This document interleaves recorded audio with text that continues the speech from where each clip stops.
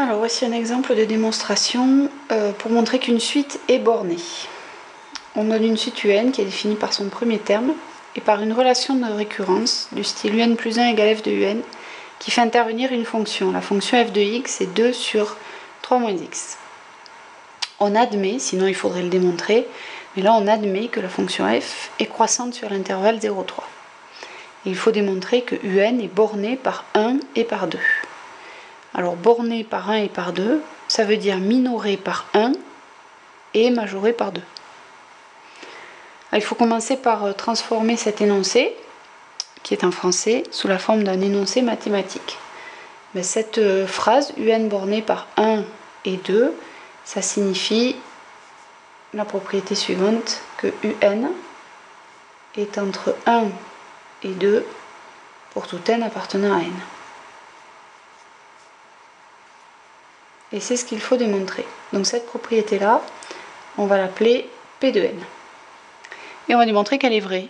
On va faire ça par récurrence. Alors on commence par l'initialisation. Pour initialiser cette propriété, on la vérifie pour le premier rang, n égale 0. Alors U0, ça vaut 1,8. Et donc U0 est bien compris entre 1 et 2. Ce qui signifie que P de 0 est vrai.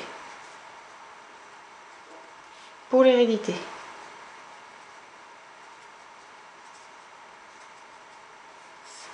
alors on suppose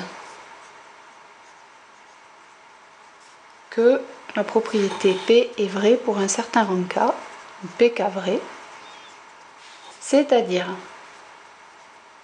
on le traduit en écrivant cette propriété-là, mais pour un rang K, c'est-à-dire on remplace n par K ici.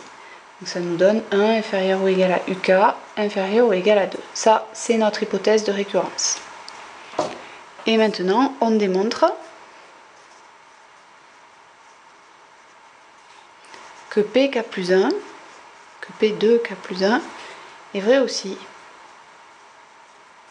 C'est-à-dire que UK plus 1 est entre 1 et 2. Ça, c'est ce dont on part, notre hypothèse de récurrence, et ça, c'est notre conclusion. Donc, on part de l'hypothèse de récurrence, UK inférieur, enfin borné par 2 et 1. Ça, c'est notre hypothèse de récurrence. Et il faut aussi utiliser le fait que UK plus 1, c'est f de UK. Ça, on l'a donné dans l'énoncé ici. On sait que pour passer d'un terme de la suite au suivant, on calcule en fait le terme suivant de la suite. C'est l'image du terme UN, du terme de rang n par la fonction f. Donc on l'applique à notre rang k. UN 10k plus 1, c'est l'image par f du nombre UK, enfin du terme de la suite UK. Bon, alors, le problème c'est que d'habitude on sait comment décomposer f. Bon, mais là aussi en fait, on sait comment décomposer f, mais on n'en a même pas besoin. Ce à quoi il faut faire attention, c'est une fois qu'on part de cet encadrement, le fait que la fonction f soit croissante sur 0,3.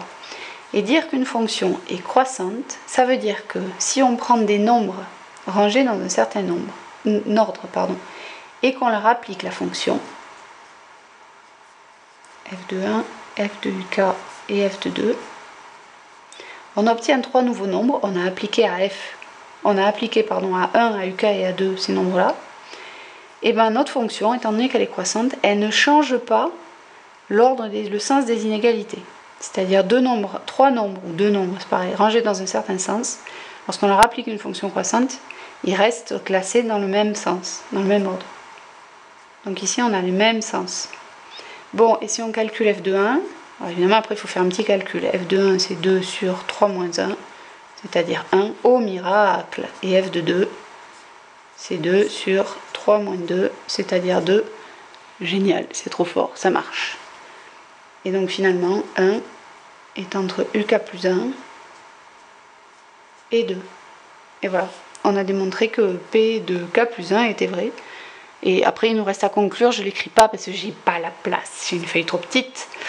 Et en conclusion, il faut dire P0 est vrai, la propriété Pn est héréditaire, et donc d'après le principe de récurrence, la propriété Pn est vraie pour tout entier naturel n.